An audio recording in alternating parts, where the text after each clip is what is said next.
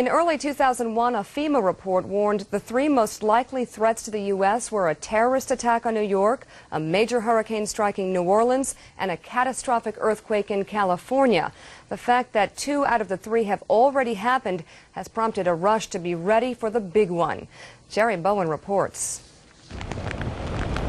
Since Katrina hit the Gulf Coast, demand for personal survival kits in other disaster-prone areas has spiked.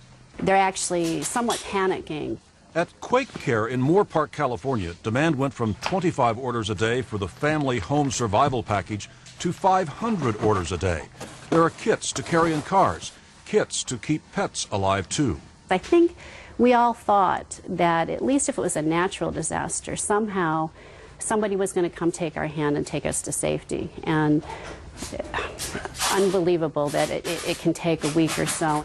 The rush to stock up is not just reaction to Katrina. In California, it's also acknowledgement that a big one is very likely here. A catastrophic earthquake expected to strike within 20 years. At least an 80% chance, say scientists, that a 7.0 shaker will hit by the year 2024. 10 times greater than the Northridge disaster that killed 57 and caused losses estimated at nearly $50 billion.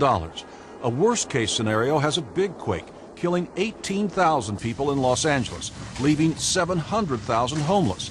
As with Katrina, long-term homelessness is a huge problem. That's an issue that we could well face in the aftermath of a major earthquake, particularly if it affects a metropolitan area.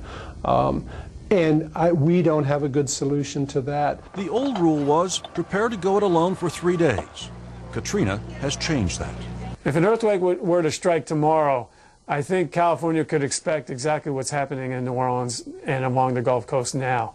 A federal response that is uncoordinated with state and local officials. We can't rely on the government to be there 24, 48, or even 72 hours later.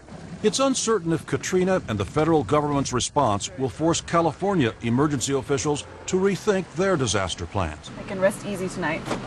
And it's the uncertainty that's making personal survival kits so popular. Jerry Bowen, CBS News, Los Angeles.